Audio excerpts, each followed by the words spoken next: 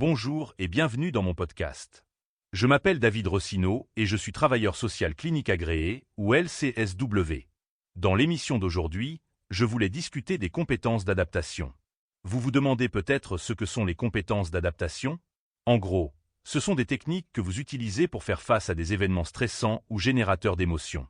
Comme je l'ai mentionné dans les émissions précédentes, je me spécialise dans le travail avec les enfants, les adolescents et les familles. Je travaille également avec des adultes âgés de 18 à 56 ans. D'après mon expérience, les compétences d'adaptation sont universelles et efficaces aussi bien pour les enfants que pour les adultes. J'utilise personnellement l'exercice comme compétence d'adaptation, mais je sais que cela ne fonctionne pas pour tout le monde. Si vous faites des recherches sur l'exercice, vous constaterez qu'il modifie non seulement votre chimie physique mais aussi mentale. L'exercice n'a pas besoin d'être extrême et il peut s'agir de quelque chose d'aussi simple que d'aller se promener dans un parc, de faire de la randonnée, etc. De nombreuses études démontrent que le simple fait d'être au soleil peut être bénéfique. Il existe ce qu'on appelle la thérapie par la lumière solaire. Il s'agit essentiellement de sortir à la lumière vive, mais la méthode la plus bénéfique est de recevoir la lumière du soleil. Si vous faites des recherches, vous découvrirez qu'il existe un lien entre un faible taux de vitamine D et certains problèmes de santé mentale, en particulier la dépression. D'autres techniques d'adaptation dont j'ai parlé avec des clients incluent remettre en question les pensées négatives, la méditation, la pleine conscience, les techniques de respiration, la journalisation, la musique, l'art, mais il y en a d'autres qui peuvent être utiles. Ce que vous voulez éviter lors d'un événement qui déclenche une réaction émotionnelle, c'est de devenir impulsif, d'agir sans réfléchir soigneusement à vos actions. Vous voulez également éviter les techniques d'adaptation négatives qui engourdiront et supprimeront le problème. Les exemples seraient l'agression physique ou verbale, la consommation de substances et tout ce qui cause un préjudice physique. Je comprends qu'il n'est pas facile de se contrôler dans de nombreuses situations, mais ce que j'explique aux clients, c'est qu'il faut pratiquer des techniques d'adaptation. Elles ne fonctionneront pas si vous ne les utilisez pas souvent. Avec les clients, nous travaillons sur des choses comme le développement d'horaires pour les compétences d'adaptation, peut-être en incorporant une routine au coucher qui inclurait des techniques de méditation ou de respiration. Je mettrai un lien vers une méditation autoguidée que vous pouvez essayer dans la description ci-dessous. Je comprends que la méditation peut ne pas être attrayante pour tout le monde, mais essayez simplement. Je me souviens que lorsque j'ai commencé, je n'avais pas une opinion positive de la méditation, mais plus je pratiquais, mieux c'était. Il était difficile de se concentrer et j'étais distrait, mais si vous apprenez à contrôler votre esprit et à calmer votre corps, cela vous aidera. Je vous recommande de faire des recherches et vous découvrirez comment la méditation modifie la chimie du cerveau. Comme pour tout dans la vie, si vous ne faites pas le travail, vous ne verrez pas de résultats. Beaucoup de clients semblent penser qu'ils ne sont pas capables de s'améliorer et qu'il suffit de parler à quelqu'un pour que les choses s'améliorent comme par magie. La thérapie aide, mais vous devez devenir indépendant et autonome. Mon travail consiste à guider et à fournir un plan directeur, mais il est de votre responsabilité de terminer le projet. Lorsque les clients ne font pas d'efforts, les progrès sont lents. Chaque personne et chaque expérience sont différentes et certaines personnes ont beaucoup de traumatismes complexes et prennent des années ou toute une vie à s'améliorer. Mais si elles travaillent sur ce qu'elles peuvent contrôler, cela fera une différence. Laissez-moi aborder la TCC et la remise en question des pensées négatives. Des exemples de ces schémas incluent des pensées telles que « je ne suis pas assez bon »,« je suis un échec »,« je ne peux rien faire de bien », etc. Dans la TCC, nous discutons du triangle cognitif.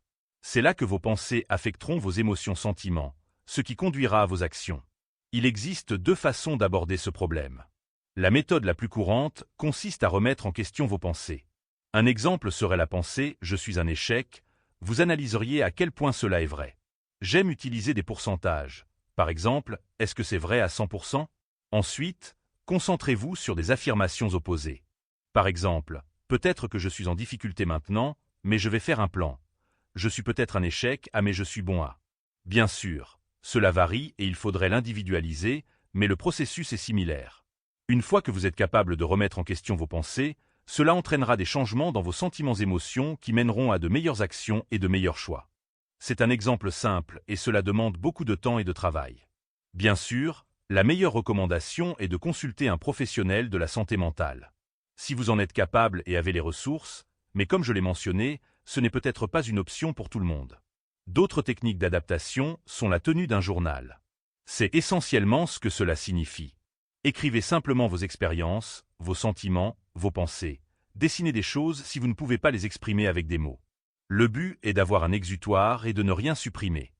Vous pouvez toujours revenir en arrière et revoir, et peut-être analyser et résoudre d'autres problèmes de manière à gérer les situations. La musique est également utile et elle peut changer votre humeur. Je recommande de consulter des études et des recherches. Elles traiteront de la manière dont certains sons et certaines fréquences activeront certaines parties du cerveau. Une autre technique d'adaptation que je vais aborder est la technique de respiration. Il en existe de nombreuses, mais la plus simple consiste à prendre une profonde inspiration en comptant jusqu'à 3, à retenir sa respiration pendant 2 secondes et à la relâcher pendant 6 secondes.